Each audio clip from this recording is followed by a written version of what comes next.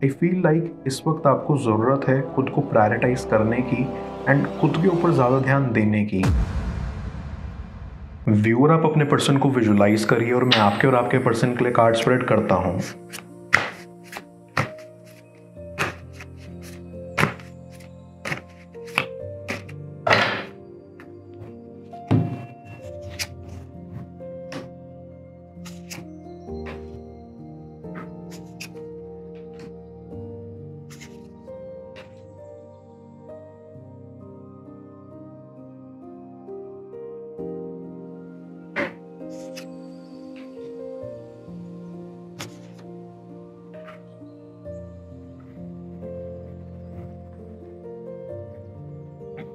I can get a very strong feeling कि आप ना एक जगह पे स्टक हैं।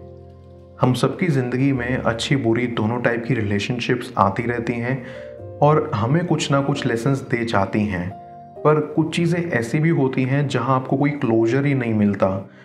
जो ये चीज़ें होती हैं वो हमें अंदर से कुर के खाती हैं और हम ये डिसाइड नहीं कर पाते कि हमें लाइफ में आगे चाहिए तो क्या हम मूव ऑन कर जाएं या सही समय के लिए वेट करें कि वो पर्सन लौट कर वापस आएगा और सब कुछ ठीक हो जाएगा।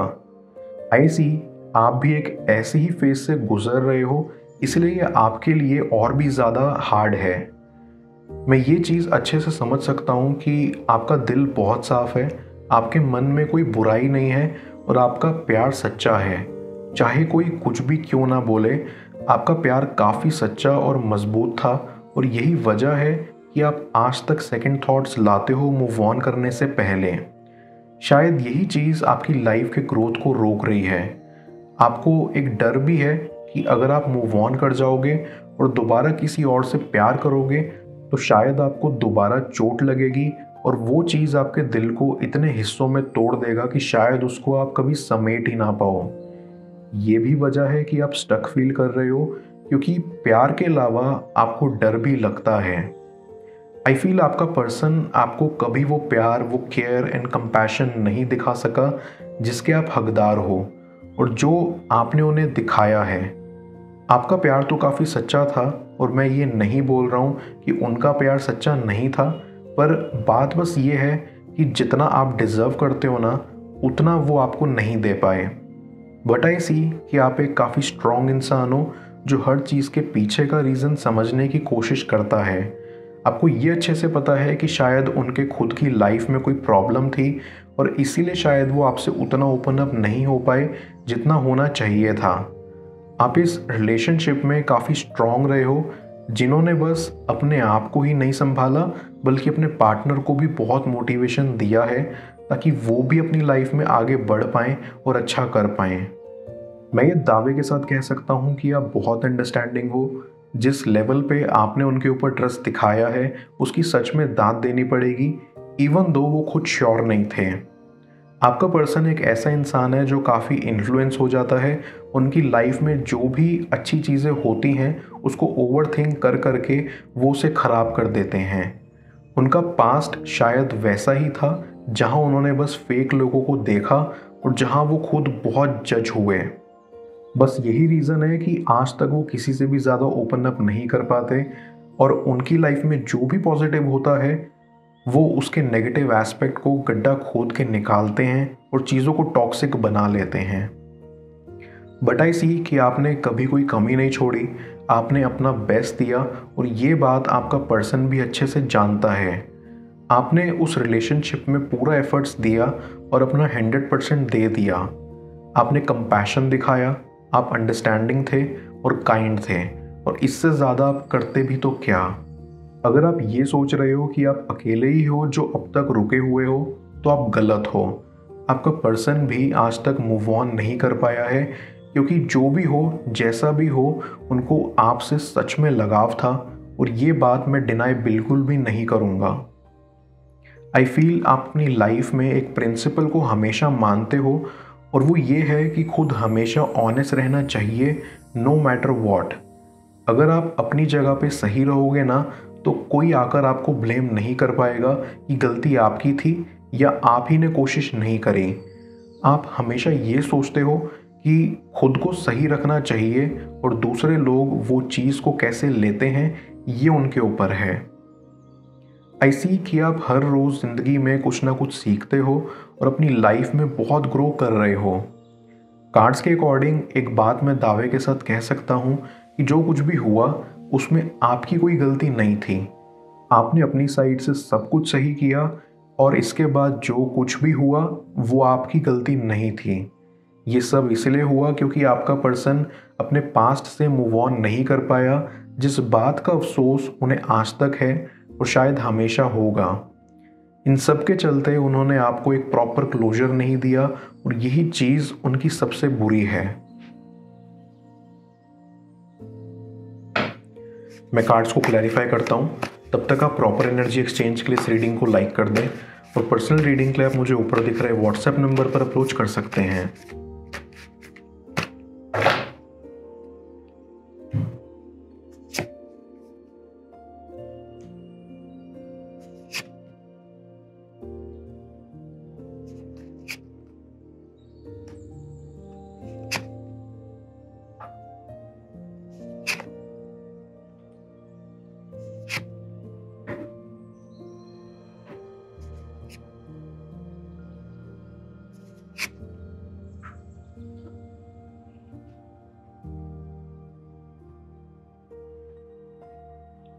जितना मैं कार्ड्स में देख सकता हूँ, आई सी कि आप एक ऐसे इंसान हो जो बहुत रियलिस्टिक हो और आपको ये बात अच्छे से पता है कि आपको खुद पर वर्क करना ही होगा ताकि आप हील हो सको, ग्रो कर सको।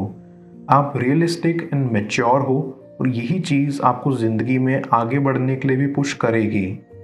आई सी आप अपना समय ले रहे हो ताकि आप अच्छे से इस हर्ट से मूव ऑन कर सको एंड हील हो सको। आई फील लाइक इस वक्त आपको ज़रूरत है खुद को प्रायोरिटाइज करने की एंड खुद के ऊपर ज़्यादा ध्यान देने की। आई ऑल्सो फील कि आप सोच रहे होंगे कि इस सब के बावजूद भी आप स्टिल आखिर मूव ऑन क्यों नहीं कर पा रहे हो। रीज़न ये है कि आप और आपका पर्सन दोनों सोलमेट्स हैं। शायद ये बात आपको थोड़ा हैरान कर दे, पर यही सच है।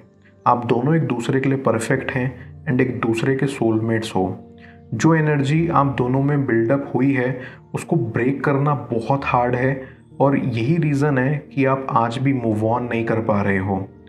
आपका पर्सन भी इसी रीज़न से स्टक है और मूव ऑन नहीं कर पा रहे हैं। आई कैन सेंस कि आप दोनों का कनेक्शन बहुत डीप था और आप दोनों के बीच एक एनर्जी बिल्डअप होती है जब आप दोनों साथ होते हो और एक दूसरे के करीब आते हो। बट आई सी कि यहाँ स्टिल एक ऐसी सिचुएशन बिल्डअप हो चुकी है जहाँ आपको ये तो पता है कि वो इंसान आपका सोलमेट है, पर सवाल फिर भी यही रह जाता है कि क्या वो इंसान आपके लिए सही है, क्या वो आपके प्यार के काबिल हैं। मैं ये स्ट्रांगली फील कर पा रहा हूँ कि आपके रिलेशनशिप में ना आपके पर्सन ने खुद को सैबोटेज कर दिया था और आपको उनसे दूर कर दिया था। उनको ये करने की भी कोई ज़रूरत नहीं थी, बट उन्होंने फिर भी किया बिकॉज जैसा कि मैंने पहले ही बताया, आपका पर्सन एक अच्छे स्टेट में नहीं है। इस कनेक्शन में बहुत ज़्यादा पोटेंशियल है, पर आपके पर्सन का नेचर ही वैसा है जो बार बार खुद को डाउट करे और इस चीज़ के चलते खुद को ही सेल्फ सैबोटेज कर दे। ये कभी भी सही नहीं है बिकॉज ऐसा होना नहीं चाहिए। ये उनके खुद के मेंटल हेल्थ के लिए बहुत टॉक्सिक है और ये चीज़ टाइम रहते फिक्स ना की गई तो वो बहुत बुरा रूप भी ले सकती है। मैं फील कर सकता हूँ कि इस कनेक्शन में जितना भी पोटेंशियल हो आप बहुत बेटर डिज़र्व करते हो और ये बेटर आपका पर्सन आपको दे सकता है, पर उसके लिए आपको बहुत वेट करना होगा क्योंकि आपका पर्सन का नेचर एक दिन में नहीं बना है तो वो एक दिन में बदलेगा भी नहीं। आपको वेट करना होगा कि वो बदल जाएं और आपको एम्ब्रेस करें और अपनी गलतियां सुधारें। आई सी कि आपकी लाइफ में और भी ग्रोथ एंड सक्सेस है, लेकिन ये चीज़ तभी वर्क करेगी जब आप अपनी सेल्फ वर्थ समझोगे एंड आई एम श्योर कि उस चीज़ की तरफ आप धीरे धीरे बढ़ रहे हो और मुझे नज़र आ रहा है कि आप कितने स्ट्रांग हो। इससे भी ज़्यादा बेटर आप करोगे क्योंकि आप डिज़र्व करते हो इससे भी ज़्यादा अच्छा करना और आगे जाना। एक रिलेशनशिप में ना दोनों इंसान को वर्क करना होता है अपने अपने ऊपर। आप अकेले अगर करोगे और आपका पर्सन इनिशिएटिव नहीं लेगा तो वो तो बहुत डिफ़िकल्ट हो जाएगा, राइट। पर इन योर केस कार्ड्स के अकॉर्डिंग ऐसा नहीं है कि आपका पर्सन कोशिश नहीं कर रहा है, वो कर रहे हैं अपनी साइड से कोशिश, बस उनको काफ़ी टाइम चाहिए होगा टू मेक इट वर्क। आपका पर्सन अपनी फीलिंग्स को इतने दिन तक पुश कर रहे थे, पर अभी ना वो फाइनली अपने इस इल्यूजन से बाहर आ रहे हैं। आपको बस वेट करना होगा ताकि वो एक बेटर इंसान बन सकें एंड अपनी साइड से पूरा एफर्ट दे सकें ताकि आप खुश रह पाओ। आपको अभी अपने ऊपर कॉन्सेंट्रेट करना है और लाइफ में और भी आगे जाना है एंड आई एम श्योर कि यहाँ से आप वो करोगे ही करोगे। मैं ओरेकल ऑफ द फेरीज की मदद से यूनिवर्स से आपके लिए एडवाइस पूछूंगा। देखते हैं यूनिवर्स आज आपको क्या एडवाइस करना चाह रहा है।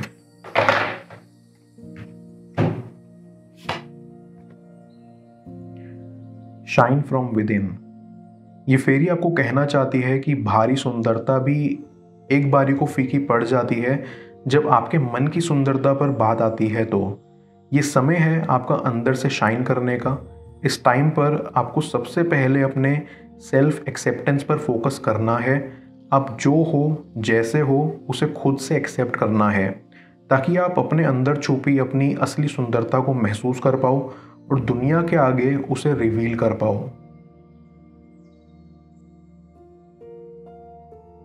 उनके दिल में किसका नाम है जान लो स्क्रीन पर शो हो रही इस अगली टैरो रीडिंग में। पेड पर्सनल रीडिंग के लिए आप मुझे ऊपर दिख रहे व्हाट्सएप नंबर पर अप्रोच कर सकते हैं। मैं मिलता हूँ आपसे दोबारा अगली टैरो रीडिंग में। Till then, bless you.